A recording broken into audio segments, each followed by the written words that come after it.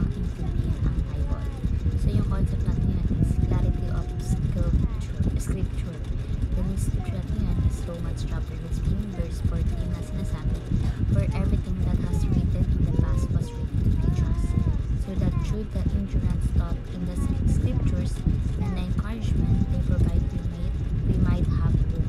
Tagalog, sapagkat ang mga bagay na isinulat ng una ay isinulat upang tayo ay matuto, upang sa pamamagitan ng pagkatyaga at magpapasigla ng mga kasulatan ay magkakaroon tayo ng pag-asa. So number 1, ang ating katuruan din is the Bible is God's revelation. Meaning to say, yung Bible ay hindi simpleng aklat lang. Ito ay mismong salita ng Panginoon Diyos na ibigay sa atin upang malaman natin ang kanyang mga kalooban, yung mga mensahe na doon sa pamagitan nun, hinihiyag niya ang kanyang pag-ibig, katotohanan at siya'y para sa ating buhay.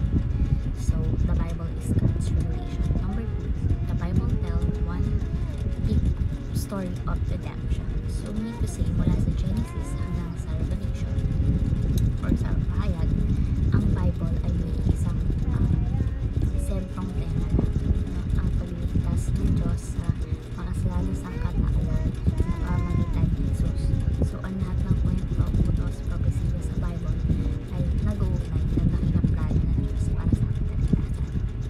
So, the Bible tells one story of redemption. And lastly is the Bible is sufficient for all our spiritual needs. So, hindi natin kailangan maghanap ng ibang aklat or aral para upang malaman natin ang katotohanan tungkol sa Panginoon Diyos at sa ating pananampalataya. Ang Bible ay nagbibigay ng lahat ng kinakailangan kaalaman natin upang tayo ay mamuhay ng matuwid, lumago sa pananampalataya at mapalapit sa Diyos. So, the Bible is sufficient for all our spiritual needs. So, bilang application po, number 1, take full advantage of God's revealed word.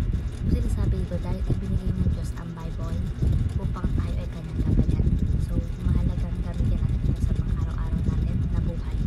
Hindi natin ito dapat ituring na ordinaryong Bible o babasahin lang, kundi sa mahalagang kayamanan na babaon sa ating Panginoon Diyos. So, tayo, kung may libre kang oras, sa halip na gumamit ka ng cellphone, maaaring tayong mag-set ng oras sa kahit ilang minutes lang na pagbabasa ng Bible upang lumalim yung pangunawa natin sa ating Panginoon Diyos. So, take full advantage of God's word. Number 2, read God's love letter every day. So, yung Bible, parang liham ng Panginoon Diyos na puno ng kanyang pagmamahal at pangako. Tulad ng liham na nabigay sa'yo, di ba? Wala tayo sa mahal mo sa buhay. Hindi natin ito dapat pabayaan, kundi basahin natin at namnaman natin araw-araw.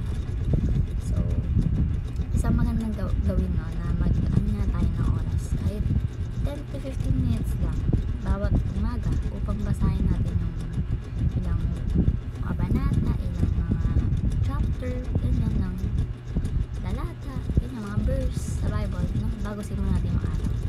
So, read God's love letter every day. And last is nourish your spiritual life with the Bible. So, yung ating spiritual na buhay ay nangailangan ng patuloy na pagpapalakas at ng Biblia, no?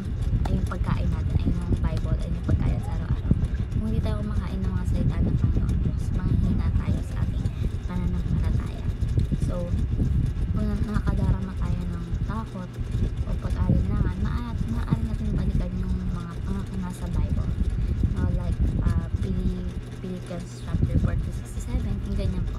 So, yung Bible is nagtuturo ng magtiwala sa Diyos sa halip na mabalisa. So, nourish your spiritual life